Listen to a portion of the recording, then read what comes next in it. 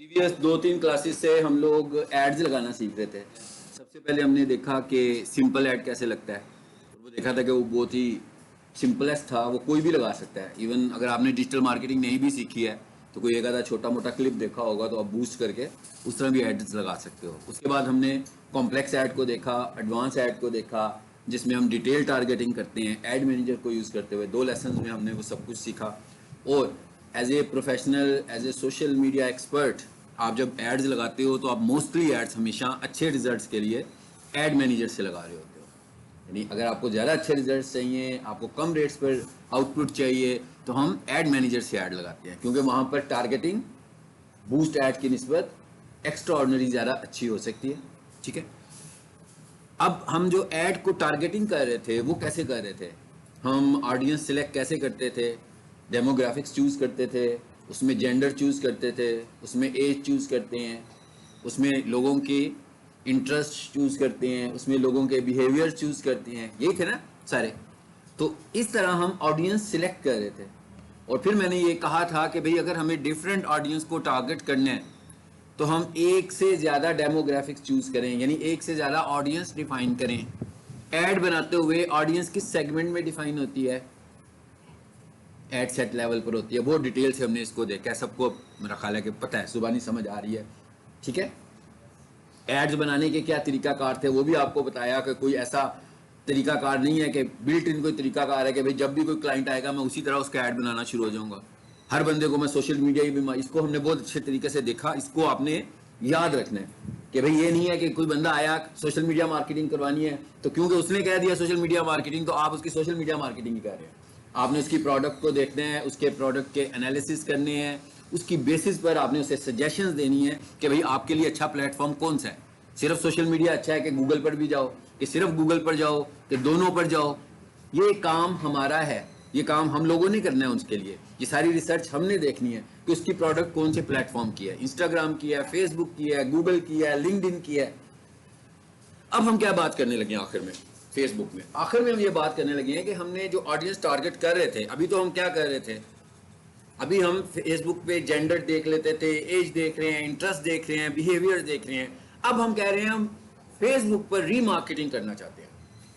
इसका मतलब क्या हुआ, इसका मतलब ये हुआ कि भाई जो ऑलरेडी हमारे स्टूडेंट्स हैं उन्हें हम मार्केट करना चाहते हैं, जो जिन्होंने ऑलरेडी हमारे एड्स पहले से देखे हुए हैं उन्हें हम मार्केट करना चाहते हैं, जिनका कोई डाटा किसी भी शक्ल में हमारे पास मौजूद है, दोबारा से हम उस डाटा की बेसिस पर हम उन लोगों को मार्केट करना चाहते हैं। तो इस स्ट्रेटेजी को हम क्या बोलते हैं, रीमार्केटिंग। ये रीमार्केटिंग की स्ट्रेटेजी है। अब इसके हमारे पास 2 तरीके हैं। एक तरीका क्या है कि हमारी एक वेबसाइट है जहां से हम बिजनेस करने लगे हुए हैं, जहां से हम सेल जनरेट कर रहे हैं, जहां से हम क्यूरी जनरेट कर रहे हैं। तो हम ये कहते हैं कि भाई जो लोग हमारी वेबसाइट पर आएंगे हम उनको ऐड दिखाएंगे। अब ये 2 अलग प्लेटफॉर्म्स में चले गए, इन्हें हमने कंफ्यूज नहीं करना। गूगल पे वेबसाइट चल रही है, फेसबुक पे वेबसाइट नहीं चल रही। लेकिन अब हम क्या कह रहे हैं, अब हम कहना ये चाह रहे हैं कि भाई जो भी बंदा गूगल से वेबसाइट को खोलेगा, तो जब वेबसाइट पे खुलेगी तो एक विजिटर की एंट्री हो जाएगी हमारी वेबसाइट पर। हम ये कह रहे हैं कि जितने भी विजिटर्स हमारी वेबसाइट पर आए हम उन्हें अपना ऐड दिखाना चाह रहे हैं। इसका मतलब क्या हुआ कि अब टारगेटिंग चेंज हो गई। अब मैं ये नहीं कह रहा हूं कि मेल को दिखाना है कि फीमेल को दिखाना है, मैं ये भी नहीं कह रहा कि 20 साल से लेकर 30 साल के लोगों को दिखाना है, मैं ये भी नहीं कह रहा कि उसके इंटरेस्ट ये हो, उसके बिहेवियर ये हो, बल्कि मैं ये कह रहा हूं कि जो लोग मेरी वेबसाइट पे आ रहे हैं वो कोई से भी हो, उन्हीं को मैं ऐड दिखाना चाहता हूं। अब वो कैसे आए हैं, इंटेंशनली आए हैं उन्हें भी टारगेट करूंगा, अनइंटेंशनली आए हैं, गलती से क्लिक कर दिया किसी ऐड पर तो हमारी वेबसाइट पर आ गए, ऐसे लोग भी बीच में होंगे। लेकिन ऐसे लोग भी होंगे जो परचेज करने आए होंगे, ऐसे लोग भी होंगे जो क्यूरी करने आए होंगे, जो इंफॉर्मेशन लेने आए होंगे, वो लोग भी इसमें शामिल हैं। So this strategy is called, जी स्ट्रेटेजी को क्या कहते हैं हम, रीमार्केटिंग बोल रहे हैं। कि अब हम उन लोगों को, जैसे आप लोग हैं भाई, पीक सॉल्यूशन के पास इतने सारे ग्रुप्स हैं जिनमें आप व्हाट्सएप ग्रुप में सब लोग मौजूद हो, तो जब उन्होंने कोई नई चीज लॉन्च करनी होती है, सड़क पे तो बैनर लगाते ही होंगे, साथ में आपके ग्रुप में भी मैसेज कर देते हैं ना, तो आपके साथ वो रीमार्केटिंग कर रहे हैं। रोड के ऊपर वो नॉर्मल मार्केटिंग कर रहे हैं नए स्टूडेंट्स के लिए, लेकिन आपके ग्रुप में जब मैसेज होता है तो उनका होता है कि भाई इनमें से अगर किसी का इसमें इंटरेस्ट हो तो वो भी एडमिशन ले ले। सो this strategy is called remarketing. ये इसका एक फेज है। पहला फेज क्या होगा, वेबसाइट वाला। अभी हम ये समझेंगे कि भाई वेबसाइट को टारगेट कैसे करना है। वेबसाइट तो बिल्कुल ही डिफरेंट प्लेटफॉर्म है, वेबसाइट तो है ही नहीं फेसबुक के ऊपर, वेबसाइट तो गूगल पर है। तो अभी हम ये देखते हैं कि इसे कैसे टारगेट करना है। दूसरा तरीका क्या है, दूसरा रीमार्केटिंग का तरीका ये है कि हम, जो मैंने पहले लेसन में डिस्कस किया था कि भाई वीडियो ऐड बनाते हैं और लोगों को दिखाते हैं, और बहुत सारे लोगों को एक कैंपेन रन करते हैं अपने बजट के मुताबिक। 10,000 लोगों को दिखाते हैं, 50,000 लोगों को दिखाते हैं, 1 लाख लोगों को दिखाते हैं, 5 लाख लोगों को दिखाते हैं, और फिर हम ये कहते हैं कि भाई इतने सारे लोगों को भी हमने वीडियो दिखाई है। अब सपोज हम कहते हैं भाई 2 लाख लोगों को दिखाई है, 200,000 पीपल ने हमारी वीडियो ऐड देखी। अब हम ये कहते हैं कि भाई जिन जिन लोगों ने हमारी वीडियो ऐड देखी है, इनमें से जिन लोगों ने हमारी वीडियो में इंटरेस्ट शो किया, हम उनको अपना ऐड दिखाएंगे सिर्फ, और किसी को नहीं दिखाएंगे। यानी 2 लाख लोग थे, 2 लाख लोगों में से पता कैसे लगा भाई, अभी हम ये देखते हैं कि कितने लोगों ने इंटरेस्ट शो किया। 2 लाख लोगों ने हमारी वीडियो देखी, और मैंने फेसबुक को जाकर फिर कहा कि भाई ये जिन लोगों ने मेरी वीडियो 75% देखी है, उनको मेरा ऐड दिखाना, बस बाकी लोगों को ऐड नहीं दिखाना। अगर मेरी वीडियो 30 सेकंड्स की होगी, भाई वीडियो ऐड ही होगी ना, मेरा लेक्चर तो नहीं होगा ना वीडियो में। किसी ने आपका स्पॉन्सर्ड ऐड में पूरा लेक्चर तो नहीं देखना। आप टीवी के ऊपर भी देखते हो, कमर्शियल ब्रेक आती है तो छोटे छोटे एड्स आते हैं। तो इसका मतलब ये हुआ कि हमने जब एडवर्टीजमेंट वीडियो की शक्ल में करनी है फेसबुक पर, हमने बिल्कुल ऐसे ही करनी है जैसे टीवी पर एडवर्टीजमेंट करते हैं। कोई 5 सेकंड का ऐड होता है, कभी 10 सेकंड का होता है, कभी 15 सेकंड्स का होता है, इससे बड़े भी कभी कभी होते हैं, लेकिन मोस्टली 10 सेकंड में ज्यादातर एड्स कवर कर जाते हैं। अब हम फेसबुक को कहेंगे कि भाई हमने तुम्हें एक वीडियो दिखाई 15 सेकंड की, इसमें से कितने लोग हैं जिन्होंने मेरी वीडियो 75% देखी। इसका मतलब क्या हुआ, बहुत ज्यादा टाइम देखा उन्होंने। अब जिन लोगों ने ज्यादा टाइम मेरी वीडियो देखी, इसका क्या मतलब हुआ, उन्हें मेरे कंटेंट में कुछ इंटरेस्ट होगा तभी देखा है ना उन्होंने। अब मैं ये कहता हूं भाई, जब मैंने वीडियो को, मैंने व्यूज देखे तो कितने थे, 2 लाख, लेकिन जब मैंने ऐड बनाया और मैंने उसे कहा कि सिर्फ उन लोगों को मेरी वीडियो दिखाओ जिन्होंने मेरी वीडियो 75% देखी, तो पता लगा भाई 2 लाख लोगों में से कोई 40,000 लोग थे जिन्होंने मेरी वीडियो को 75% देखा। तो इसका मतलब क्या हुआ, वीडियो तो मैं टारगेट कर रहा हूं 2 लाख लोगों वाली, लेकिन जैसे ही मैंने उसे कहा ना 75% जिन्होंने देखा उनको मेरा दिखाओ क्लिप, तो फिर उसमें से उसने शॉर्टलिस्ट कर दिए लोग, उतनी परसेंटेज व्यू वाले लोग। इसका मतलब क्या हुआ कि अब उन्होंने पहले मेरी वीडियो देख के इंटरेस्ट शो किया था, अब मैं उन्हें अपनी कोई सेल कैंपेन दिखाऊंगा, उन्हें कोई ऑफर दूंगा कि भाई क्योंकि इनका इंटरेस्ट था तो मैं उनको बेचने की कोशिश करूंगा अपनी प्रोडक्ट, कि भाई ये वाली प्रोडक्ट आप मुझसे खरीदो। बात समझ में आई? ऐसा अगर मैं चाहूं तो ऐसा भी कर सकता हूं कि मैं अपनी इस ऑडियंस को और फिल्टर कर लेता हूं। एक अवेयरनेस कैंपेन चलाई, क्या थी, मिसाल के तौर पर डिजिटल मार्केटिंग का ऐड था, उसमें क्या था भाई, कोई 5 सेकंड्स के लिए ना मेरा कोई टॉपिक नजर आने लगा हुआ था।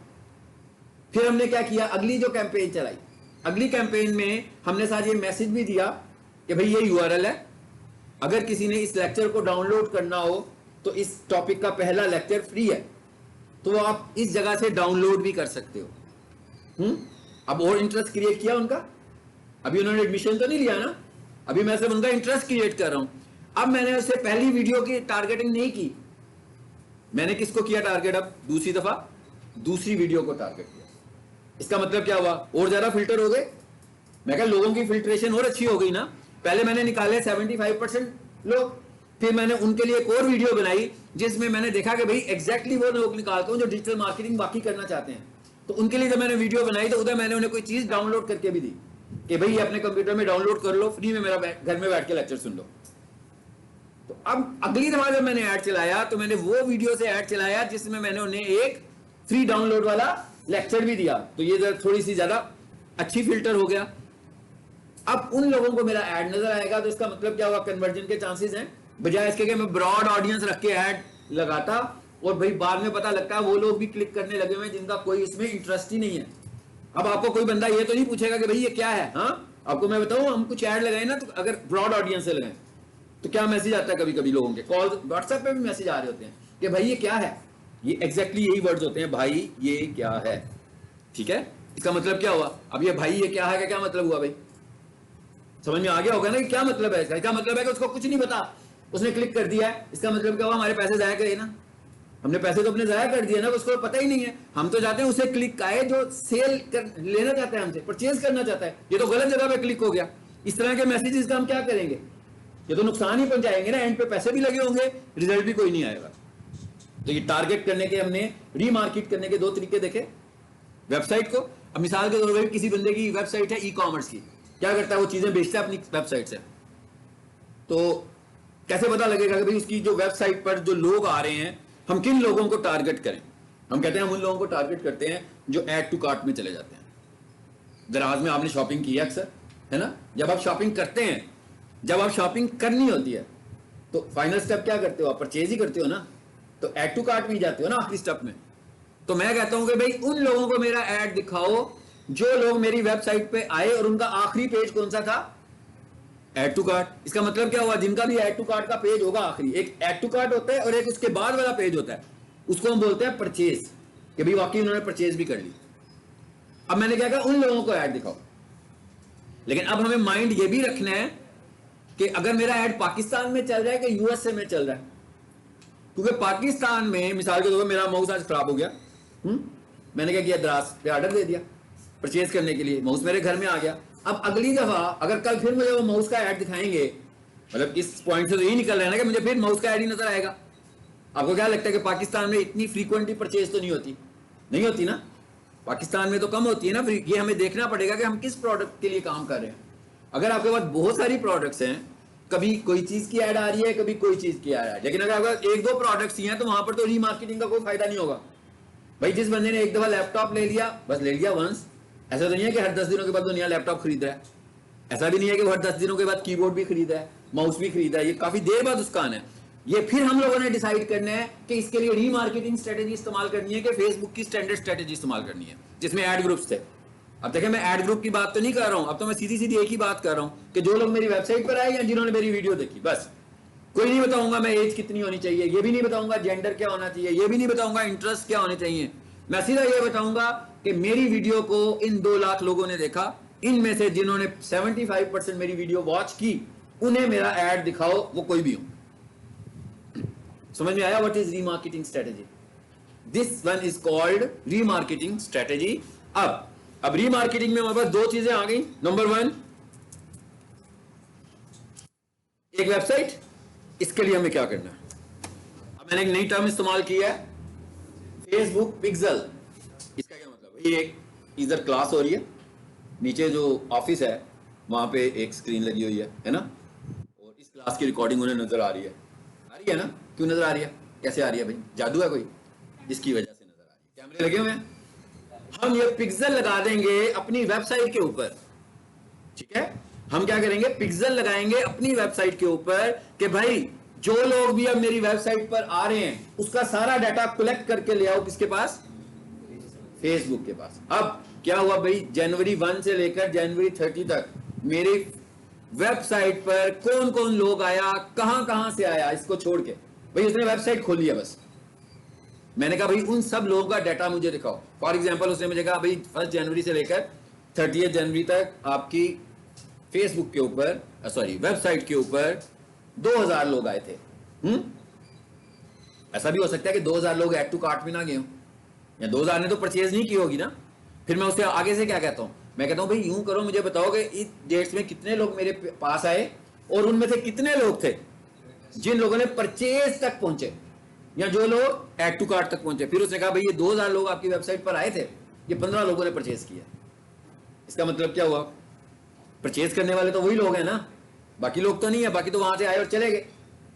तो अब हम क्या करेंगे? हम कहेंगे कि भाई उन लोगों को दिखाओ जिनकी परचेज इंटेंट है। ये भी बड़ा मैटर करता है। मतलब हम सब लोग अगर आज दराज को देखेंगे तो सबका माइंडसेट दराज से परचेज करने का नहीं होगा। कुछ लोग होंगे वो कहेंगे भी दराज से परचेज करना चाहिए, कुछ लोग होंगे नहीं भी शॉप से परचेज करना चाहिए। भाई दराज पे बार्गेन तो नहीं हो सकता ना, शॉप पे जाके बार्गेन भी हो सकता है कि भाई 100 रुपया छोड़ दो, है ना?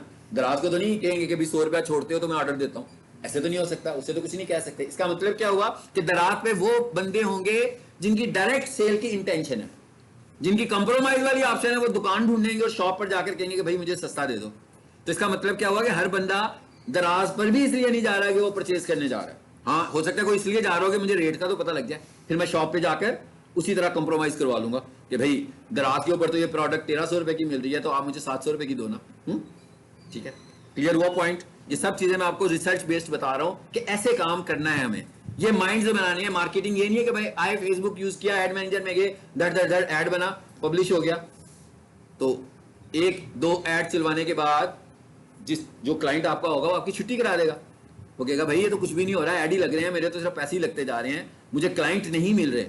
क्लाइंट मिलाने के लिए आपको एफर्ट करनी है, आपको खुद से देखना है कि आपको मार्केटिंग को किस तरफ लेकर जाना है और किस अंदाज से करना है। ठीक है, अब इसका मतलब ये हुआ कि भाई फेसबुक पिक्सल्स के लिए हमें कुछ काम वेबसाइट पे भी करना है। समझ में आ गया? वेबसाइट होनी चाहिए। अगर कोई बंदा वेबसाइट की ट्रैफिक को ला रहा है, भाई वेबसाइट भी तो होनी चाहिए ना। वेबसाइट की ट्रैफिक चाहिए। एक कंपनी है, उसने काम ही सोशल मीडिया पे कर रहा है, उसकी तो वेबसाइट ही नहीं है, तो इसका मतलब है ये वाला सेगमेंट उसके लिए तो नहीं है। ये सेगमेंट सिर्फ उसके लिए होगा जो वेबसाइट पर भी है और फेसबुक पर भी है। जिसकी वेबसाइट ही नहीं है वो तो ये काम नहीं करेगा। अब हम ये कह रहे हैं भाई फेसबुक पिक्सल कैसे कॉन्फ़िगर होना है। दूसरा मैंने क्या कहा था, वीडियो वीडियो तो फेसबुक में ही चलाई थी ना, वो तो हम वहीं से टारगेट कर लेंगे। ये मैंने आपको पहले दिन दिखाया भी था, जब मैंने शुरू किया था ना उस दिन मैंने आपको अवेयरनेस कैंपेन दिखाई थी, याद है? अवेयरनेस में मैंने कहा था कि जब कैंपेन्स बता रहा था कि होती हैं, तो मैंने कहा था ये अवेयरनेस कैंपेन हम रीमार्केटिंग के लिए चलाते हैं। तो अभी हम जरा इसको देखते हैं। इसके लिए ना जरा मैं एक वीडियो खोलता हूँ। पिक्सल्स हम बहुत सारे नहीं बना सकते, इसलिए इसके लिए मुझे आपको रिकॉर्डिंग दिखानी पड़ेगी।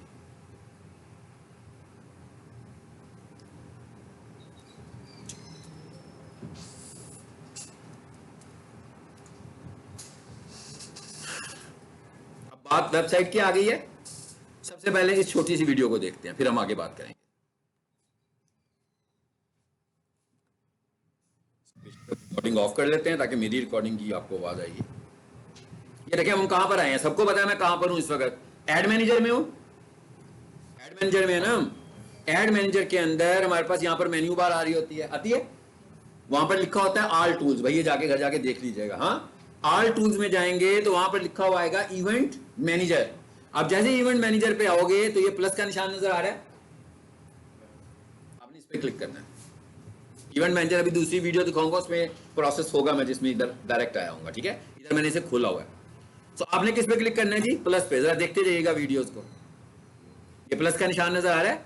याद रखिए ये जो टास्क कर रहे हैं इसके लिए आपके पास बिजनेस अकाउंट होना चाहिए, पर्सनल के ऊपर ये काम नहीं होंगे जी। यहां पर देखें जरा क्या किया हमने, प्लस पे क्लिक किया, उसके बाद कितनी सारी ऑप्शन आ गई हैं कि कहता भाई किसके साथ कॉन्फ़िगर कर रहे हो, हम तो वेबसाइट के साथ कर रहे हैं ना। तो यहां से हमने क्या चूज किया, वेब को। आगे फिर क्या कहता है, कहता है क्या आपका पिक्सल बना हुआ है कि नहीं बना हुआ। भाई पहली दफा आए हैं तो नहीं बना हुआ ना, तो फिर हम क्या करेंगे, क्रिएट न्यू सेट। यहां पर आकर क्या करेंगे, अपने पिक्सल का नाम रखेंगे। पिक्सल क्या है भाई, कैमरा है। जैसे इस क्लासरूम में कैमरा लगा दिया ना, हम वेबसाइट के ऊपर जाकर पिक्सल लगाने लगे। अभी वो तरीका बता रहा है कैसे लगाना है। पहले तो हम पिक्सल का नाम रखेंगे। जब हम किसी पिक्सल का नाम रखेंगे तो उसका एक नाम भी होगा और एक उसका आईडी भी होगा, नंबर भी होगा। अभी हम देखेंगे वो दोनों चीजें हमारे सामने आएंगी। चलो, ये मैंने पिक्सल का नाम रख दिया और इसे हमने क्या कर दिया जी, क्रिएट। इसका मतलब क्या हुआ, पिक्सल का नाम बन गया। जैसे फोल्डर बनाते हो इसी तरह एक पिक्सल क्रिएट हो गया। अब आप देखें यहां पर आकर रुक जाते हैं, अगली वीडियो यहां पे आएगी। ठीक है, देखें हमारे पास दो तरह की वेबसाइट्स होती हैं, एक होती है सीएमएस और एक होती है कोडिंग वाली वेबसाइट्स। तो आपकी वेबसाइट कौन सी है? जैसे वर्डप्रेस की वेबसाइट है, एक अलग बात है। कोडिंग वाली वेबसाइट है, पीएचपी की वेबसाइट है, एचटीएमएल की वेबसाइट है, ये कोडिंग में आती है।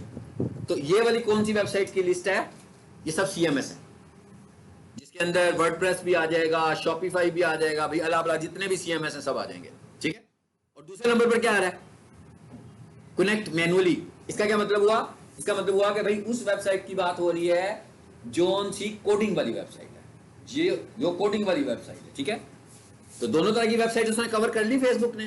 कहता भाई मुझे बता दो आपकी सीएमएस है, यानी यूं कह लो कि आपकी वेबसाइट वर्डप्रेस में बनी हुई है कि आपकी एचटीएमएल वाली फाइल है, वेबसाइट है। अब हम यहां से चूज करेंगे कि हमारी वेबसाइट कौन सी है। चलिए आगे चलते हैं। हमने कहा भाई हमारी वेबसाइट जो है ना वो मैनुअली है, क्या कह रहा हूं मैं, कोडिंग वाली वेबसाइट है। इस वीडियो में मैं ये बता रहा हूं कोडिंग वाली वेबसाइट है। आगे चलें, यहां से अब आप आगे आते जाए जरा वीडियो को।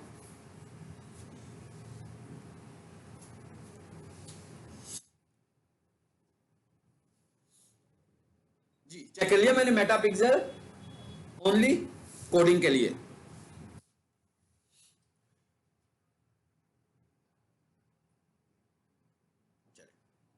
आगे आगे थोड़ा सा और आगे चलते हैं वीडियो को लेके, ताकि टाइम हमारा बच जाए।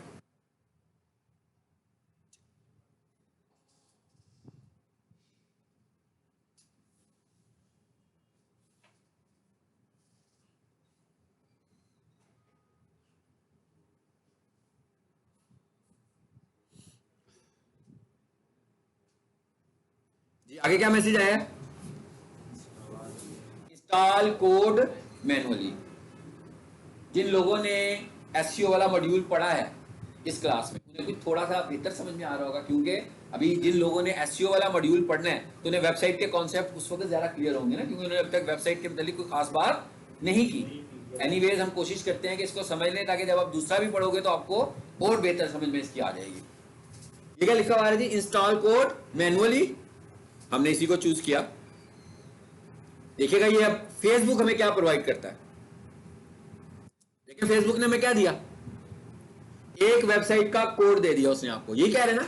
क्या कह रहा है? इसको कॉपी करो और अपनी वेबसाइट के, जो वेबसाइट कोडिंग वाली वेबसाइट है, जो आपकी वेबसाइट कोडिंग वाली है, क्या करें? उसके इस पार्ट में इसको ले जाओ, हेड के पार्ट में इसको जाकर पेस्ट करो। एसईओ पढ़ी है इन्होंने पढ़ी है? तो जिन्होंने नहीं पढ़ी, परेशान होने की कोई जरूरत नहीं। अभी मैं वेबसाइट खोल के दिखाने लगा हूं। हाँ चलो इधर आए जरा। मैं अब आपको ये बता देता हूं कि जो कोडिंग वाली वेबसाइट होती है, ये इसे कहां पे पेस्ट करने को बोल रहा है हमें। मैंने जी क्या हुआ? हेड में। बिल्कुल। अब वो मैं दिखाता हूं ना आपको कि हेड पोर्शन कहां पे होता है वेबसाइट का। चलें जी इधर आ जाए जरा वापस। अभी आ जाएगी यार, क्या हो गया?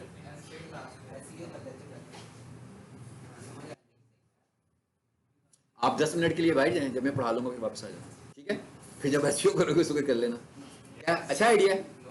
हाँ तो अभी आप इस वक्त हम काम कौन सा सीख रहे हैं? फेसबुक का ना। जब हम एसईओ पढ़ रहे होंगे, हम फेसबुक का काम नहीं सीख रहे होंगे, ताकि हमने जब दोनों को पढ़ेंगे फिर हमें समझ में आएगी ना कि कैसे मैनिपुलेट करना है, ठीक है? और अगर मैं आज एसईओ पढ़ानी शुरू कर दूंगा, ये तो मिक्स हो जाएगा काम सारा।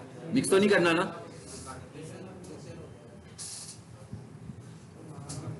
जी। इधर आ जाते हैं जरा।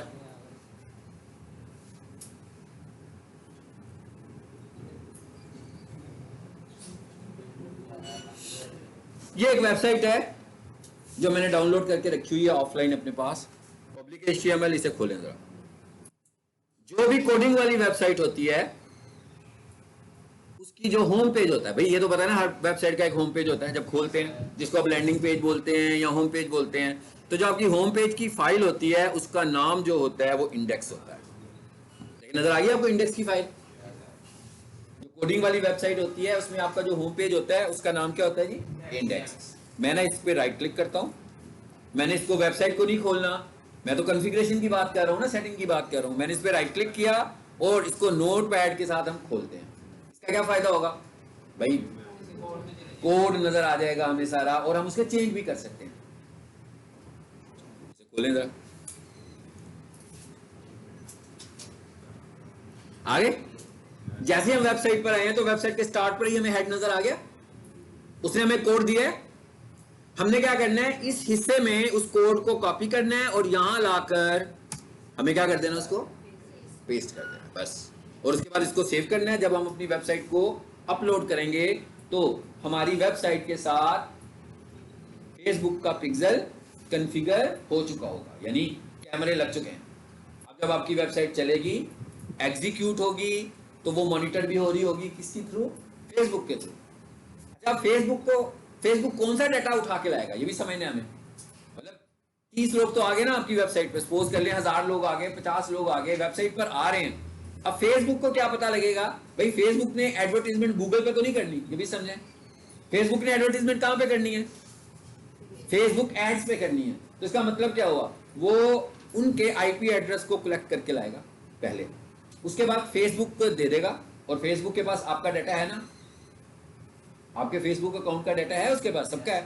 फेसबुक देखेगा कि भाई ये वाला जो आईपी एड्रेस है, इस आईपी एड्रेस के ऊपर कितने फेसबुक अकाउंट बने हुए हैं। वो जितने फेसबुक अकाउंट उस पर बने होंगे, वो सारे फेसबुक पिक्सल में आ जाएंगे। चलिए अब हम ये कहते हैं भाई पिक्सल ने उठाया 200 लोगों का डाटा, ठीक है, 200 लोगों के आईपी आ गए। लेकिन जब उसने डाटा कलेक्ट किया, वेरीफाई किया, तो पता लगा भाई 200 लोगों में से सिर्फ 100 लोग ऐसे हैं जो फेसबुक यूज करते हैं, और बाकी के 100 लोग वो थे जो वेबसाइट पर आ रहे थे जो फेसबुक यूज ही नहीं करते। इसका मतलब क्या हुआ, वो जो बच गए हैं 100 लोग जिनका डाटा फेसबुक के पास नहीं है, क्या उन्हें टारगेट किया जा सकता है? भाई वो लोग फेसबुक यूजर ही नहीं है, ये सिर्फ किनको पिक कर रहा है?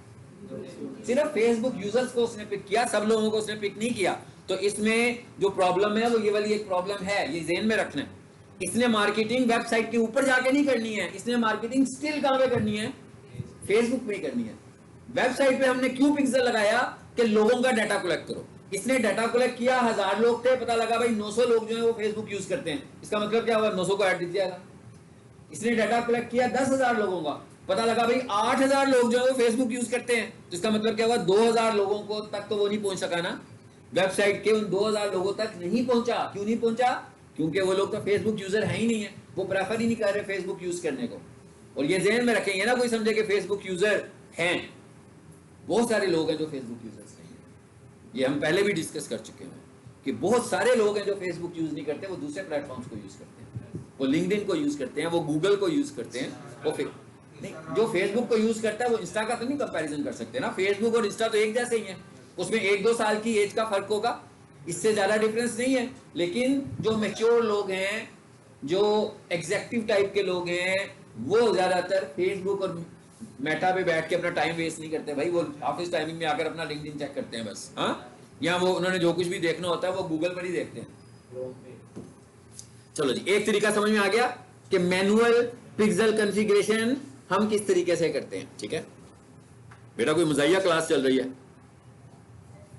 आपसे पूछ रहा हूं मैं, नहीं चल रही ना तो फिर सीरियस होना चाहिए ना। हाँ, वैसे भी आज आपने अंदाजा लगाया था क्लास छोटी होगी, है ना, तो थोड़ा टाइम तो हो गया। चलें अब और पढ़ें, अभी है, जरा अटेंटिव रहें।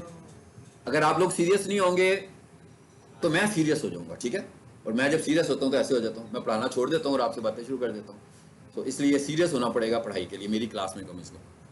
चले, एक मेथड हमने पढ़ लिया, ठीक है, कि मैनुअल वेबसाइट जो होती हैं, जो कोडिंग वाली वेबसाइट्स होती हैं, उन पे कैसे पिक्सल कॉन्फ़िगर होता है। अब जरा हम देखते हैं कि जो वर्डप्रेस टाइप की वेबसाइट्स होती हैं उन पे कैसे कॉन्फ़िगर होता है। सो इसके लिए ना अब मैं दूसरी वीडियो को प्ले करता हूं।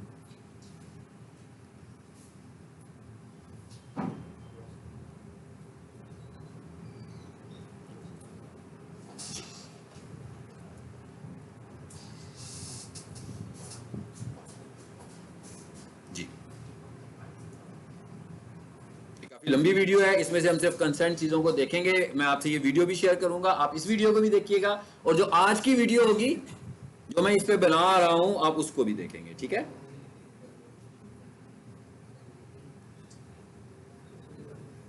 ये जूम पे लेक्चर हुआ है जो आपको दिखा रहा हूं, देख रहे हैं जूम खुला है ना, ये ऑनलाइन क्लास है एक, जिसमें मैंने ये जो मैंने इस वक्त ओपन किया।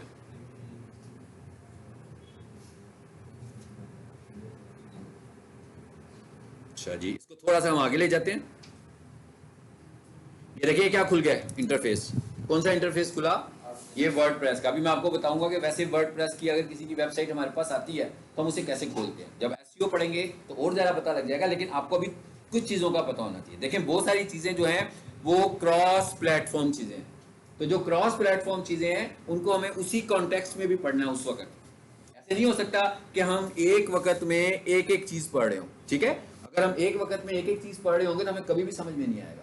हमें क्रॉस प्लेटफॉर्म मॉडल को भी समझना है कि वहां से कैसे डाटा लेना है, वहां पे कैसे डाटा लेकर जाना है।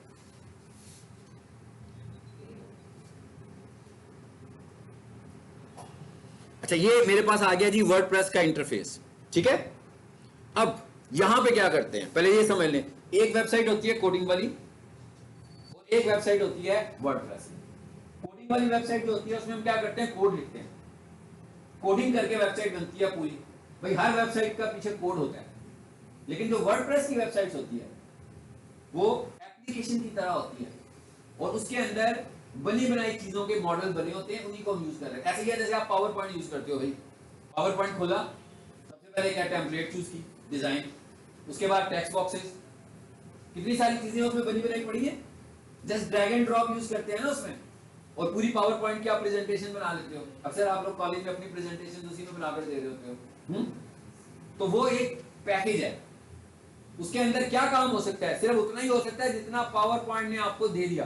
क्या ख्याल है, अगर आपके माइंड में कोई चीज आए और वो वाली चीज, वो टेम्पलेट पावर पॉइंट में मौजूद ही ना हो, तो उसे तो नहीं हम यूज कर पाएंगे, क्योंकि वो तो उसकी ऑप्शन ही नहीं है। जैसे मिसाल के बाद थोड़ी देर के लिए मैं बात कहूं, मैं कहूं भाई मैं पावर पॉइंट में प्रॉफिट एंड लॉस अकाउंट बनाना चाहता हूं, बन जाएगा। अकाउंटिंग की स्टेटमेंट है ना, अब मुझे एप्लीकेशन चेंज करना पड़ेगा, ठीक है।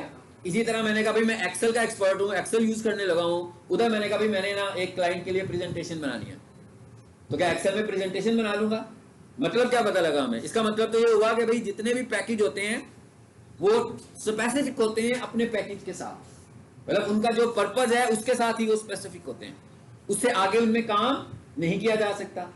इसी तरह जो कोडिंग की वेबसाइट है वो स्पेसिफिक नहीं है, उसमें हमारा क्लाइंट हमें कुछ भी कहेगा बनाना है, क्योंकि उसमें हम बनी बनाई चीजें तो यूज ही नहीं कर रहे, हमने तो उसके मुताबिक ही कोड बनवाना है किसी से।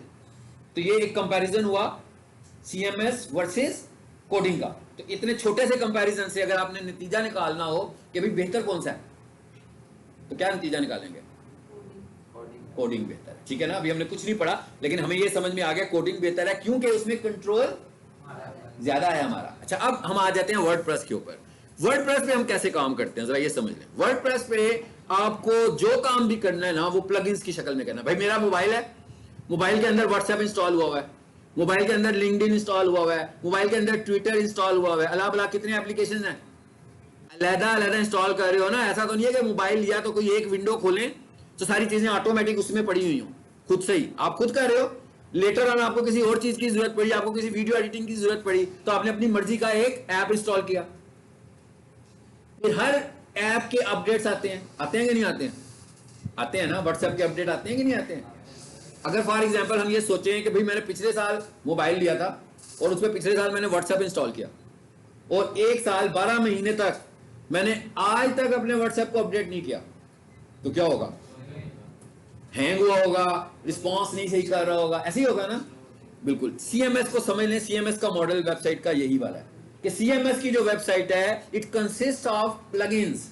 ये जैसे छोटे छोटे ऐप्स हैं, ये पूरी की पूरी वेबसाइट प्लगइन से मिलकर बनती है। और सीएमएस क्या कहता है कि भाई कोई भी काम करना है उसका प्लगइन इंस्टॉल कर लो। इसका मतलब क्या हुआ कि उसमें कोडिंग वाला मॉडल अभी तो नहीं नजर आ रहा हमें। उसमें अगर हमें पिक्सल कॉन्फ़िगर करना है तो हमें किसकी जरूरत है, किसकी जरूरत है, हाँ जी बॉयज नहीं बता रहे हैं, गर्ल्स बता रही हैं मुझे सारी बातें। प्लगइन की जरूरत है भाई। सीएमएस की वेबसाइट है, मैंने कहा सीएमएस की वर्डप्रेस की एक वेबसाइट है, मैं कहता हूं भाई फेसबुक पिक्सल कॉन्फ़िगर करना है, कोड तो नहीं लिखेंगे ना जैसे अभी हमने वहां पे कोड लिखा। अब वो क्या कहता है, क्या कर लो, प्लगइन इंस्टॉल कर लो, मैं तुम्हें प्लगइन देता हूं उसका, ठीक है। अब जरा आगे आते हैं और देखते हैं कि कैसे होगा ये काम। ये आगे आते हैं जरा, मैं इसको ना फेसबुक पे लेकर जा रहा हूं। ये आ गया फेसबुक पे जी, यहां पर रुक जाए। ये देखें ये लेफ्ट साइड पे कितनी स्क्रीन आ रही है इसकी, आ रही है। और मैं कहां ले गया हूं आपको, प्लगइन्स पर ही ले गया हूं। हल्का सा पीछे आए जरा,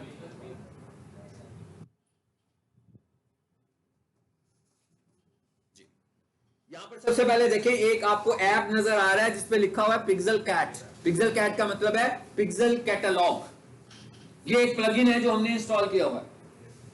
ये एक प्लगइन है जो हमने व्हाट्सएप वर्डप्रेस पे इंस्टॉल किया हुआ है। क्यों इंस्टॉल किया हुआ है, किस मकसद के लिए किया हुआ है भाई, ये फेसबुक को वेबसाइट के साथ कनेक्ट करने के लिए किया हुआ है। वो जो काम हमने पहले कोडिंग से किया था, अब वो काम कैसे होने वाला है, इस प्लगइन के थ्रू होने वाला है। और अभी आपने देखा मैंने एक प्लगइन उधर से पिक्सल क्रिएट किया फेसबुक में, देखा ना आपने, क्रिएट का बटन दबाया था हमने, इवेंट मैनेजर में जाके क्रिएट पे गए थे, पिक्सल का नाम रखा था तो पिक्सल बन गया। मैं कहा जब हम पिक्सल बनाते हैं तो उसकी 2 एंटिटीज होती हैं, नंबर 1 नाम और दूसरा एक नंबर। एक उसका नाम है और एक उसका नंबर है, दोनों चीजें मैं रख रहा हूं, नाम मैं रख रहा हूं, नंबर वो खुद दे रहा है, आइडेंटिटी खुद ही मिल रही है हमें, ठीक है। तो हमें चाहिए क्या, पिक्सल कैटलॉग। हमें इंस्टॉल क्या करना है, यानी कि पिक्सल कैटलॉग क्या चीज है, व्हाट इज प्लगइन है, what is pixel catalogue, plugin. और किसी एक काम करने के एक प्लगइन तो नहीं होगा, ये भी हमें पता है, सबको पता है ना कि भाई कोई एक की यूज करनी है चीज तो उसकी कितनी सारी ऑप्शंस होती हैं कि भाई ये वाला यूज कर लो या ये वाला यूज कर ले, हमें कौन सा यूज करना है। इस वक्त जो सबसे अच्छा प्लगइन है हमारे पास पिक्सल के लिए, वो ये वाला है जो बहुत अच्छी परफॉर्मेंस करता है और इजी टू यूज भी है। और ये प्लगइन जो हमने यूज किया है ये फ्री में यूज किया है, यानी इसके लिए हमें पे नहीं किया। लेकिन ये याद रखें कि वर्डप्रेस में आपको प्लगइन्स के लिए पे भी करना पड़ता है। ये बहुत सारे प्लगइन्स फ्री होते हैं मगर मैक्सिमम प्लगइन को यूज करने के लिए हमें पे भी करना पड़ता है। अब आते हैं आगे, जरा वीडियो को आगे लेकर चलते हैं।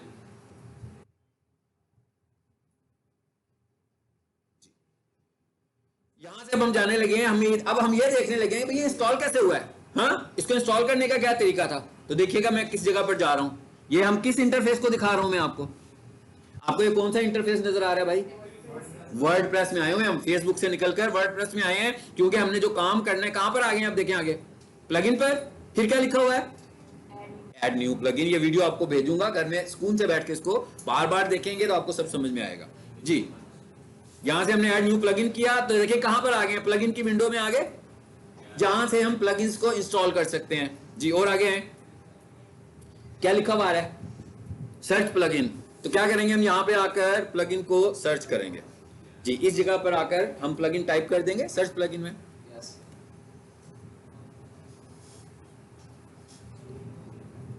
ये और भी बहुत सारे देखा ना, मैंने क्या कहा था, पूरा वर्डप्रेस प्लगइन पर ही है। तो कोई भी काम करना होगा तो पहले प्लगइन इंस्टॉल करना है उसका, फिर ही काम हो पाएगा। ये प्रीमियम का क्या मतलब होता है सबको पता है मेरा ख्याल है, पेड, यानी इस पर क्लिक करेंगे तो सिर्फ पेड प्लगइन शो करेगा। देखिए मैंने क्या लिखा, पिक्सल कैट लिखा, तो लिस्ट में देखिएगा कितने सारे प्लगइन्स आ गए हैं, और भी कुछ आ रहे हैं और पिक्सल भी आ रहा है। तो इसके आगे क्या लिखा हुआ आ रहा है, क्या लिखा हुआ आ रहा है, ग्रे कलर में आ रहा है ना, मतलब ऑलरेडी इंस्टॉल हुआ है। ठीक है, इसका क्या मतलब है कि ये वाला प्लगइन मैंने ऑलरेडी इंस्टॉल किया हुआ है। तो जिस वेबसाइट को आप देख रहे हो इसके ऊपर मैंने पिक्सल कॉन्फ़िगर किया हुआ है, इसलिए आपको ये सब चीजें नजर आ रही हैं। अब आगे आ जाते हैं।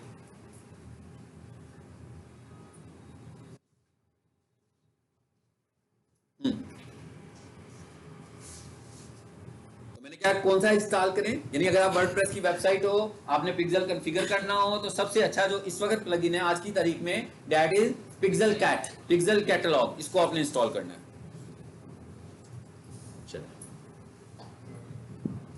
और भी आ रहे हैं, और देखें साथ साथ रेटिंग आ रही होती है ताकि आप देख सकें कि भाई इस प्लगइन का फीडबैक क्या है, ताकि आप उस फीडबैक की रोशनी में देख सकें कि आपको ये करना चाहिए कि नहीं करना चाहिए। अच्छा, एक चीज और भी लिखी हुई आ रही है, देखें क्या लिखा हुआ है, इस मैसेज को भी पढ़ लें, untested with your version of WordPress. इसका क्या मतलब है, कहता है भाई ये वाला प्लगइन यूज करेंगे तो रिस्क पर है, क्योंकि जो वर्डप्रेस का वर्जन आप यूज कर रहे हैं इसको उस पर अभी तक टेस्ट नहीं किया। अब कोडिंग अच्छी हुई ना, कोडिंग में ऐसा कोई इश्यू ही नहीं था हमारे पास कि भाई कोड उठाओ जाकर अपनी वेबसाइट पे पेस्ट कर दो, हो गया। यहां पर हमें यह भी देखना पड़ेगा कि ये किस वर्डप्रेस के साथ कंपैटिबल है और किसके साथ नहीं है। चलिए अब आगे चलें। कितने सारे आ रहे हैं, ये भी आ रहा है मेटापिक्सल फॉर वर्डप्रेस। चलिए जरा स्टेप आगे ले जाते हैं ताकि जरा जल्दी से काम हो जाए। अब ये देखें, हम यहां से आगे सीधे, इतनी वीडियो में हमने क्या समझा कि भाई हमने वो क्या इंस्टॉल कर लिया, कौन सा जी, ठीक है, इंस्टॉल हो गया। इसके बाद हम आगे आए तो यहां पर हमें पिक्सल कैट नजर आना शुरू हो जाएगा, नीचे लिस्ट में आ गया। इसमें अब हम आएंगे तो ये देखें इसमें ऑलरेडी कॉन्फ़िगर हुआ है, इसमें मैं प्रोसीजर भी बताने लगा हूं कैसे होने। आपने देख लिया ये ऐड पिक्सल का ऑप्शन आ रहा है। इससे पहले हमने क्या किया, फिर ये बात याद रखें, इससे पहले हम क्या करके आए थे, फेसबुक में जाकर अपना पिक्सल क्रिएट किया था। इसका मतलब क्या हुआ, उस पिक्सल का एक नाम रखा था, जब उसका नाम रखा तो वहां पर उसका एक आईडी भी आ रहा था। तो यहां पर अभी आप देखेंगे क्या पूछ रहा है, क्या पूछ रहा है आपसे, पिक्सल आईडी। ये पिक्सल आईडी कहां से मिलने वाला है, फेसबुक ने जब पिक्सल बनाया तो उसके आगे, अभी मैं उधर लेकर जाऊंगा तो आप देखिएगा हर पिक्सल के साथ उसके नंबर लिखे हुए आ रहे होंगे। आगे आ जाते हैं।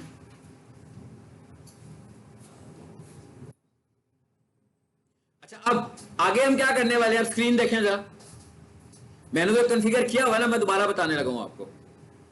ये क्या लिखा हुआ है, इसका क्या मतलब है, ये प्ले का बटन बना हुआ है, वीडियो तो नहीं प्ले होनी यहाँ पे। इसका क्या मतलब है, भाई पिक्सल कॉन्फ़िगर हुआ है लेकिन मैं चाहता हूं आज जरा इसको डिसेबल कर दूं, तो इसको स्टॉप भी किया जा सकता है।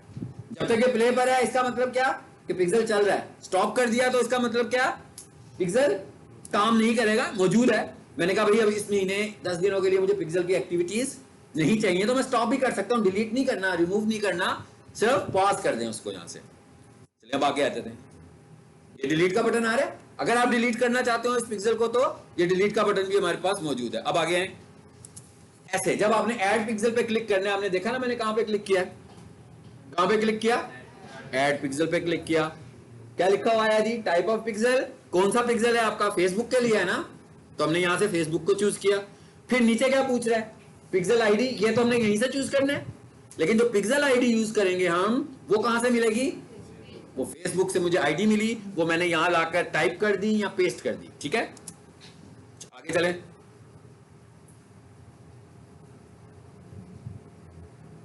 अच्छा अब देखिए आगे, देखें क्या कह रहा है वो, एक बहुत इंपॉर्टेंट बात है भाई। आगे अब एक पेज को मैंने मॉनिटर करना शुरू कर दिया है। अब वो मुझे क्या कह रहा है, कहता है भाई इस पेज को आप मॉनिटर कर रहे हैं, कहां से ट्रैफिक निकालनी है आपने, भाई इस वेबसाइट पर, जैसे मैं कहता हूं एक बंदा पहले पीक सॉल्यूशन की वेबसाइट पे आता है, उसके बाद कोर्सेज में चला जाता है, कोर्सेज के बाद डिजिटल मार्केटिंग में जाता है, डिजिटल मार्केटिंग के बाद नीचे व्हाट्सएप का बटन बना हुआ है उस पर क्लिक करता है, तो उसका आखिरी स्टेप क्या हुआ, व्हाट्सएप। अब वो ये कह रहा है कि भाई किसको ट्रैक करोगे, उसके पहले एक्शन को, इस पेज को ट्रैक करना है या फला पेज को ट्रैक करना है। अब हम यहां पर ये बताने वाले हैं कि हम कौन से पेज को ट्रैक करेंगे। देखिएगा जरा आगे क्या आता है, कनेक्ट हो गया, नाम रख दिया, सेव कर दिया, सेव का बटन रख के हमने सेव किया। उसके बाद वो मुझसे पूछेगा आप कौन से पेजेस को ट्रैक करना चाह रहे हो, जिनका डाटा आपके पास आए।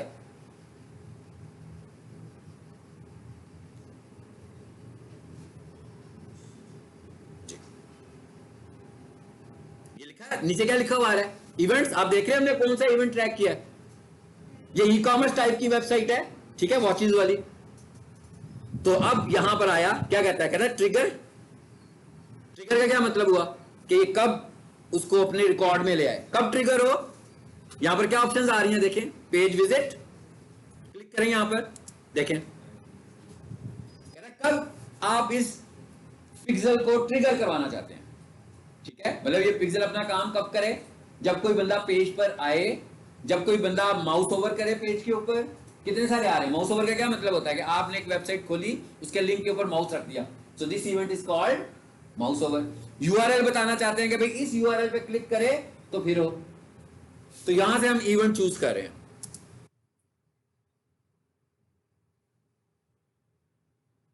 कितने सारे इवेंट्स शो कर रहे हैं कि किस इवेंट पर आप इस पिक्सल को ट्रिगर करवाना चाहते हो। ट्रिगर का क्या मतलब है कि एक्टिवेट कब हो ये। फिर दूसरे नंबर पर आए, पेजेस की ऑप्शन आ रही है, भाई ये कौन से पेजेस आ गए, इस पूरी वेबसाइट के सारे पेजेस आ रहे हैं, और हम एक से ज्यादा पेजेस पे भी कर सकते हैं। अगर वो चाहता है ना कि 3 पेजेस पर ट्रिगर करे तो मैं 3 पेजेस चूज कर लूंगा। अगर वो चाहता है 1 पेज पे ट्रिगर करे, देखें कौन कौन से पेज आ रहे हैं, चेक करें जरा।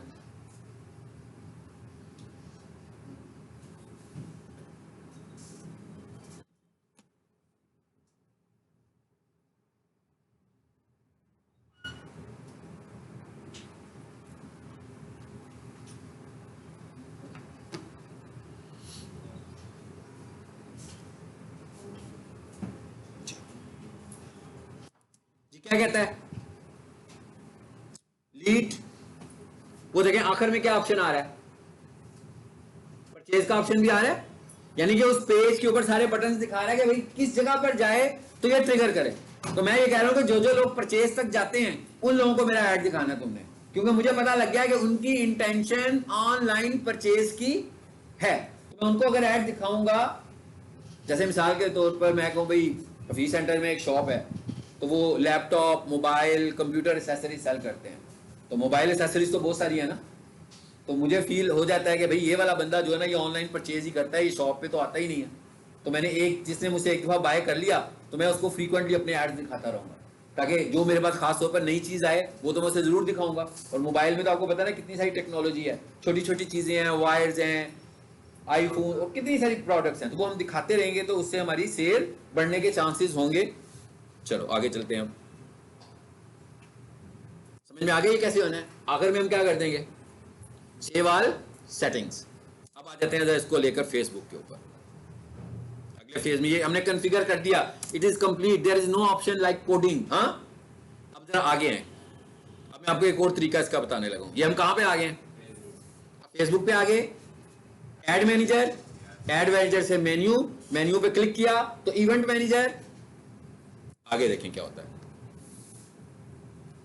क्या हुआ है राइट साइड पर देखें क्या नजर आ रहा है आपको टाइप हुआ पिक्सल का नाम, एड अकाउंट का नाम ऊपर आ रहा है, ये नीचे पिक्सल का नाम आ रहा है और उसके नीचे क्या आ रहा है, ये वाली आईडी थी जो मैंने वहां पे कॉपी पेस्ट की हुई है। तो जो मैंने कॉन्फ़िगर करना होगा यहां से इस आईडी को कॉपी करूंगा और वहां जाकर पेस्ट कर दूंगा। चलिए और आगे चलते हैं, फिर वही स्टेप में वापस आगे उसी में आगे ना जहां से बात शुरू की थी, नाम रखने वाला, ठीक है, इस तरह प्रोसेस करें आगे।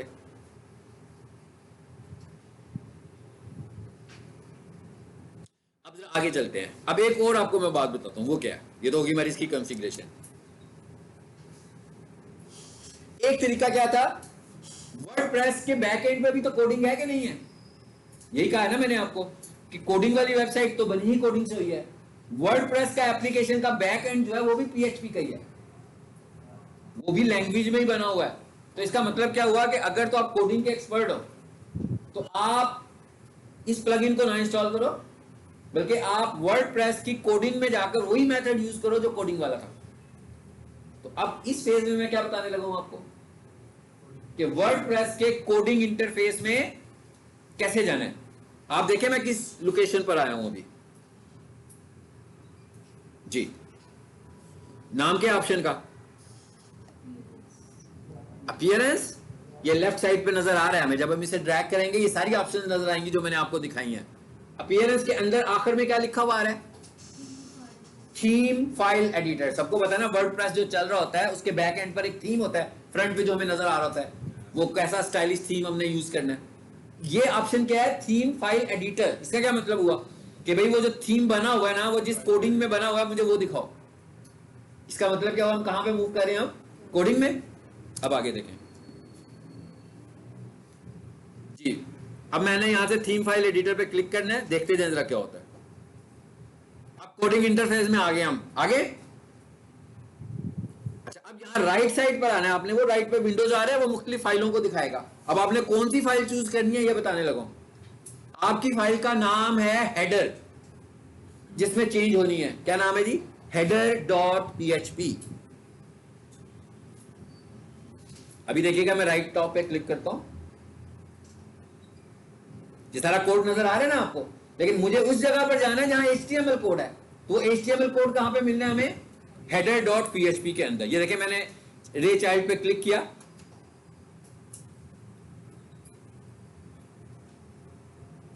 नहीं आया ना हेडर अभी यहां पे। अभी मैं फाइल चेंज करता हूं, ये नहीं है।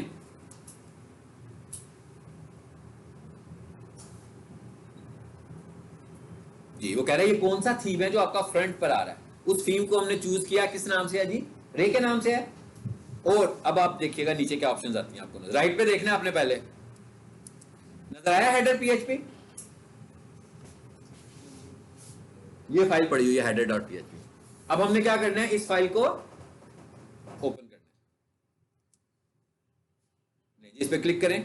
इंडेक्स को नहीं खोलना, हाँ आपको याद है ना कोडिंग वाली वेबसाइट पे मैंने इंडेक्स खोली थी।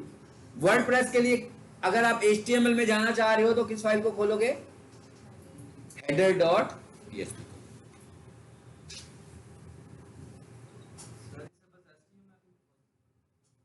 नहीं वो सब कुछ होगा मगर HTML भी इसमें है।